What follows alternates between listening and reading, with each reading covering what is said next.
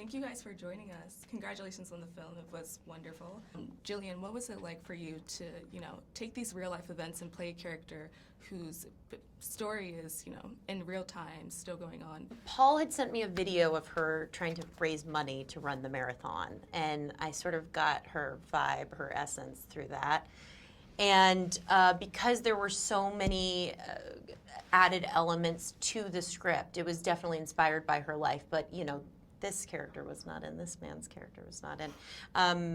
We sort of, Paul and I worked together to sort of figure out what would, how this character would interact and just go deeper with that. So I met her actually for the first time while we were shooting. She came on a day that was a pretty emotional scene, and I just was very cautious about how she felt about how it was going and if it was authentic. And I know throughout the whole process, Paul would show her every draft of the script. So she was very involved, but we did not meet before. Okay, and did you find it more challenging or actually easier to, play a character who you can directly just kind of communicate with and learn her mannerisms? Well, I didn't end up learning her mannerisms. I think, like I said, it was so different. The inspiration was just this woman and her real life struggle and what it's like to go from, a place where you feel sort of stuck in your life to eventually training for the New York City Marathon. It's a big change, and I think that was the inspiration he took from Brittany. And then from there, we sort of just created a character together. Yeah, it definitely translates really well on screen. Thank you. Yeah. And it's so clear how deeply connected Jillian herself was to the material. I loved her. I was so protective of her. You, Rel, your character is kind of like the guiding voice throughout all of the, so many, I guess, Demetrius-isms. Was there any, I guess, favorite moment for you, favorite laptop moment or advice that you would give to Brittany? I love the scene in the kitchen. I think that's a very important scene where they just sit down and talk. And even at the party, he's the one that's going, he's like, yo, he knows when to check her, and she listens to that. I thought it was very important, to just be a father. I like father figure. I've been wanting to play a dad on stuff forever, so it was cool to do it in this particular movie just because of how honest and how beautiful the conversation is. That kitchen conversation is a very cool scene, and hopefully it gets me a Soul Train award. No, I'm just There it is. How do you go to the Soul Train? No, it's crazy because you... It's possible. It's crazy because you also played kind of like the voice of reason and Get Out as well. So it's interesting to see. Well, I enjoy, because this thing about, I am kind of that guy anyway. Like, I'm a wise. That's why I enjoy getting my gray hairs. I like looking wise. I feel like I'm a wise. I feel like I'm transitioning into that in my real family, where I've become the wise. I mean, because I got money now too, but I'm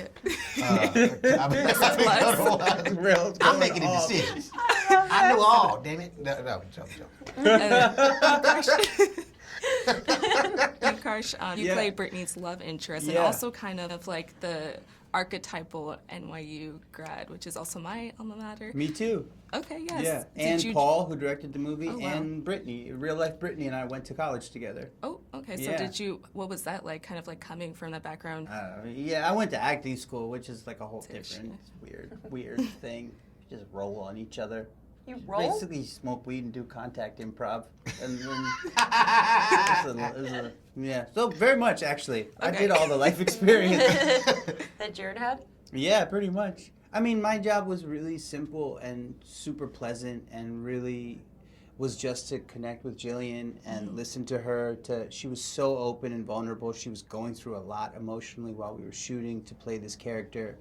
And as an actor, I was there to support her as a scene partner, and as a character, I was just reacting off of this wellspring of emotion and vulnerability that she was providing, and it was super simple. We got very lucky. We connect, and we have a really nice, natural, easy chemistry with one another. We have good chemistry, and then when we watched it on screen, I was sort of like, oh, this is really popping. Yeah, I was like, wow, we get along. It's funny. Yeah, and we watched the movie, and I hit her up. I was like, hey, man, did you remember us being so good? With each other. Just with each other. Yeah.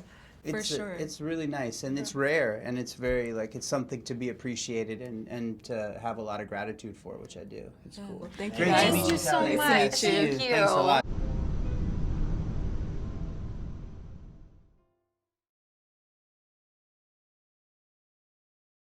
Congratulations on the film. It Thank was you so wonderful. much. Thanks. You described this film as a love letter to your best friends. What is it like seeing events that you've lived through and kind of put together over years come to life on screen? I mean, it's surreal. When I had the idea for this film, I hadn't had a play produced, and it was just sort of an idea. The idea that anyone would actually see it was not even in my consciousness. Now that we're here and we're getting ready to show it to the world, I'm hopeful and excited that they fall in love with Brittany as much as I have. Was it difficult kind of translating these real life events into on screen? Well, you know, the work, the movie is a work of fiction in a lot of ways. It was inspired by my best friend's story and my love for her desire to take control of her life. And there are milestones from her journey that I put in this as well, and her DNA is all over the main character of Brittany. But as far as the story itself, it's very different from her real life experience. And so, so it's not so much a recreation of anything. It's a story made for the audience to experience as a whole. Right, and this is your directorial debut. It is, yes. What advice would you give to other, young directors who are kind of trying to get their films out there and have their stories told? I don't know. I never know how to answer that question. All I know is that people will tell you that it's hard, and it is hard, but you don't need to worry about that. You just focus on the work and just stay focused on the work. That's what I do, so maybe that'll work for them too. Yeah, and when I left the theater, it was just a very inspiring kind of go-getting mentality that I was left with.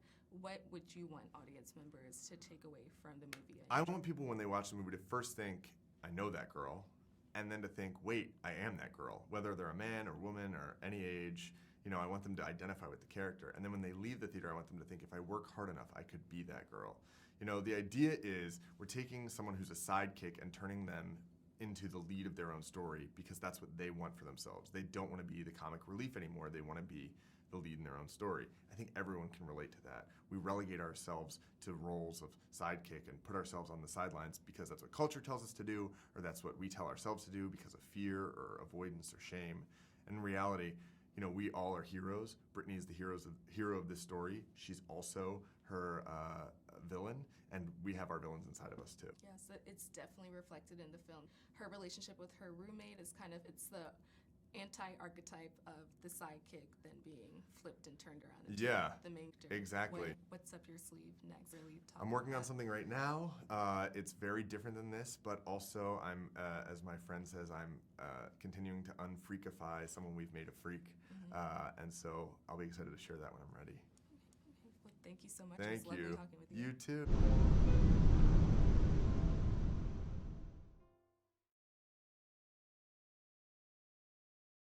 You guys did so well playing the job of Brittany's confidants and best friend. What was it like creating that bond off screen so that it could translate on screen?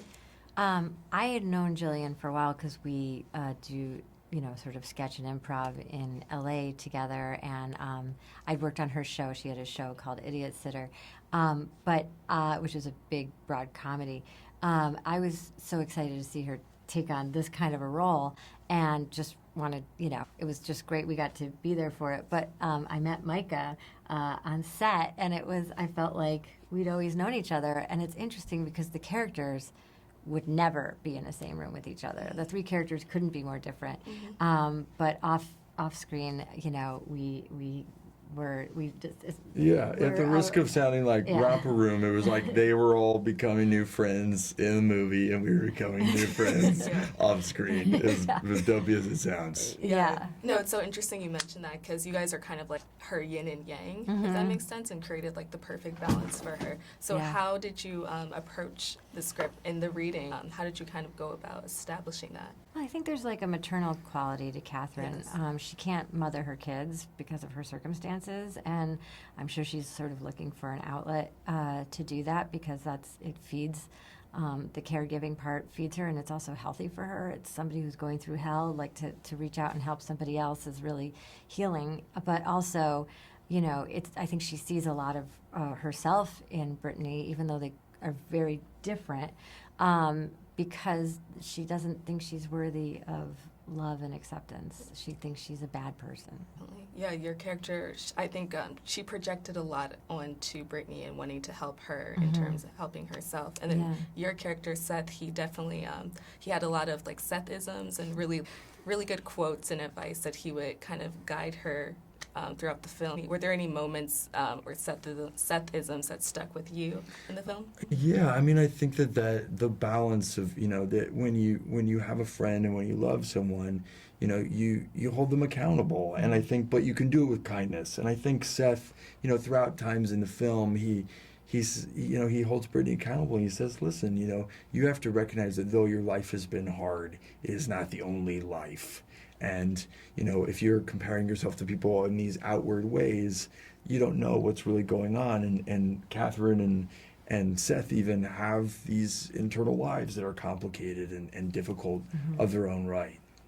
Yes, so true. Well, thank you guys so much for joining us. Thank It was you. lovely speaking with you both. Thank you. Thanks, I appreciate- appreciate, thanks, I appreciate appreciate it. you taking the time and caring about it. Of course, anytime.